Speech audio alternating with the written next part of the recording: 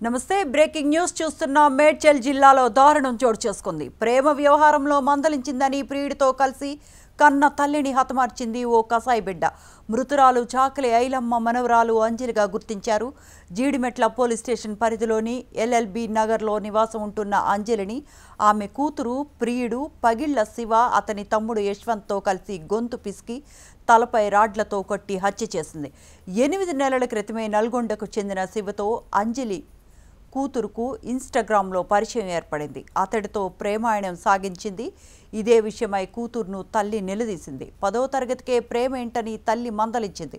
దీంతో వారం రోజుల క్రితం శివతో కలిసి వెళ్లిపోయిన బాలిక 3 రోజుల క్రితమే ఇంటికి తిరిగి వచ్చింది. తల్లిని అడ్డు తొలగించుకునేందుకు ప్రియుడితో కలిసి హత్యకు ప్లాన్ చేసింది. నిన్న సాయంత్రం నల్లగొండ నుంచి వచ్చిన ప్రియుడు శివ అతని తమ్ముడితో కలిసి బాలిక ఈ ఘాతుకానికి పాల్పడింది. బెడ్షీట్తో అంజలి ముఖాన్ని శివ కప్పేశాడు. బెడ్షీట్తో తల్లి తలపై కొట్టింది. శివ తమ్ముడు యశ్వంత్ కత్తితో పీక కోసి హతమార్చాడు. స్థానికులు ఇచ్చిన సమాచారంతో పోలీసులు ఘటనా స్థలానికి చేరుకున్నారు. మృతదేహాన్ని పోస్ట్ మార్టం నిమిత్తం గాంధీ హాస్పిటల్కు తరలించారు.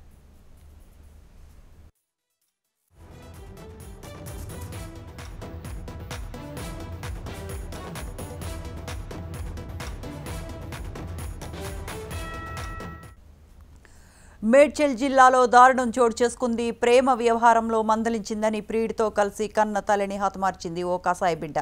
మృతురాలు చాకలి ఐలమ్మ మనవరాలు అంజలిగా గుర్తించారు.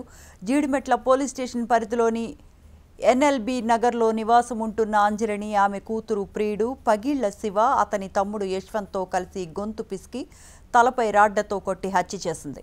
8 నెలల క్రితమే నల్లగొండకు చెందిన శివతో అంజలి కూతురుకు ఇన్స్టాగ్రామ్లో పరిచయం ఏర్పడింది.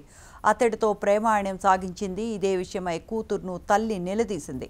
10వ తరగతికే ప్రేమేంటని తల్లి మందలించింది. దీంతో వారం రోజుల క్రితం శివతో కలిసి వెళ్లిపోయిన బాలిక 3 రోజుల క్రితమే ఇంటికి తిరిగి వచ్చింది.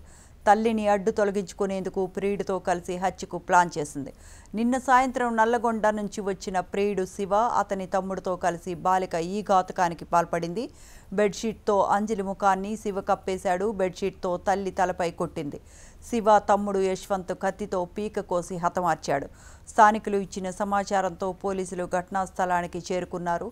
మృతదేహాన్ని పోస్ట్ మార్టం నిమిత్తం గాంధీ హాస్పిటల్కు తరలించారు.